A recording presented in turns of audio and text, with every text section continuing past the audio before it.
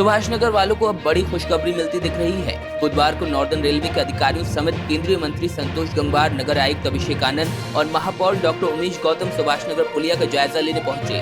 इस दौरान ओवरब्रिज के डिजाइन को लेकर चर्चा हुई। कहा जा रहा है कि रेलवे की सहमति मिलने के बाद सुभाषनगर पुलिया की जगह फ्लाईओवर बनना तय है। ये ओवरब्रिज सुभाषनगर थाने से चढ़कर रेलवे ग्राउंड पर उतरेगा। मेयर डॉक्टर उमेश गौतम ने बताया कि स्मार्ट सिटी के तहत ओवरब्रिज का निर्माण होना है।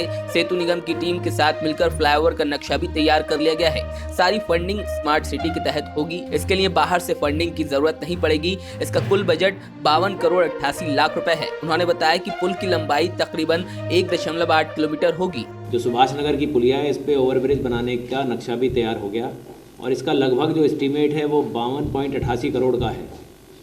उसमें आज उनसे बात हो गई है, वो लोग आज नया एक लेटर जारी करेंगे स्मार्ट सिटी के नाम, और स्मार्ट सिटी इसमें पूरी फंडिंग करेगा। ये आपने सुभाषनगर का, सुभाषनगर के लिए हम मेयर साहब को धन्यवाद देंगे। उन्होंने चिंता की और सुभाषनगर पुलिया के ऊपर कैसे विकास किया जाए उसका एक निर्णय लिया है। अभी उसके बारे में बात की।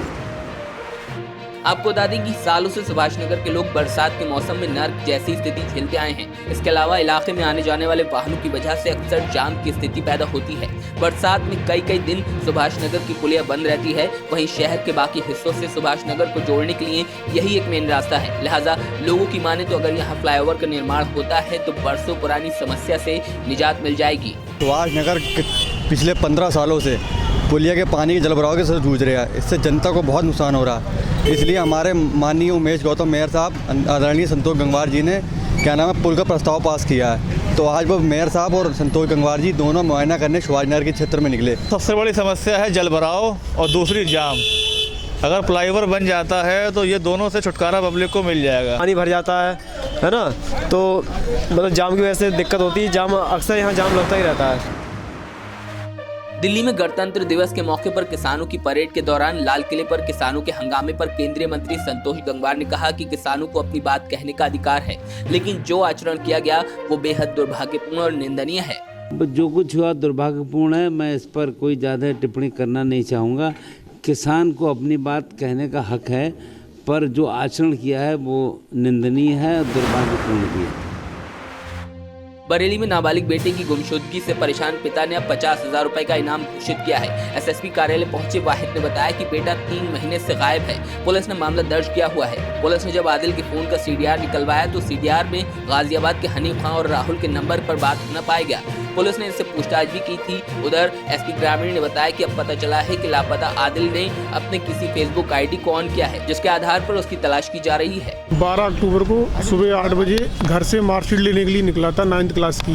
नवाबगंज जीनियस इंटर कॉलेज है नवाबगंज में, वहाँ पढ़ता है। हम सेतल के पास में खिजरपुरे वहाँ रहते हैं। मतलब फिर शाम को जब घर वापस नहीं आया तो हमने उसका काफ़ी प्रयास किया ढूंढने का, लेकिन नहीं मिला। रिश्तेदारों में पता किया तब भी नहीं। फिर अज्ञात में 13 अक्टूबर को रिपोर्ट दर्ज कराई थी हमने। गुमशुदा बालक का मोबाइल ट्रेस किया गया था, जो नोएडा से बरामद हुआ था, और जिस व्यक्ति के पास से बरामद हुआ था उसके द्वारा बताया गया था कि ये अपराध बालक के द्वारा बेचा गया था, और जब तक उसके घर वालों को सूचना दी गई तब तक वो वहाँ से चला गया था। लेकिन प्रेजेंटली हमारी टीम लगातार इसको जो है सर्विलांस पे लिए हुई है। अब ये जानकारी में आया है कि उसने किसी फेसबुक अपनी आईडी को ऑन किया है, तो उसके आईपी एड्रेस को हम लोग ट्रेस करके उस बालक को बरामद करने का प्रयास करेंगे। बरेली के थाना बारादरी क्षेत्र की रहने वाली महिला ने बुधवार को एसएसपी कार्यालय पहुंचकर बेटी के अपहरण का आरोप लगाते हुए शिकायती पत्र दिया। पीड़िता की माने तो उसकी गैर मौजूदगी में बेटी का अपहरण कर लिया गया। महिला का आरोप है कि पड़ोस के रहने वाले 2 लड़कों ने बताया कि थाना बारादरी क्षेत्र का रहने वाला युवक और उसके 2 अन्य साथी की लड़की को जबरन मारुति वैन में डालकर ले गए हैं।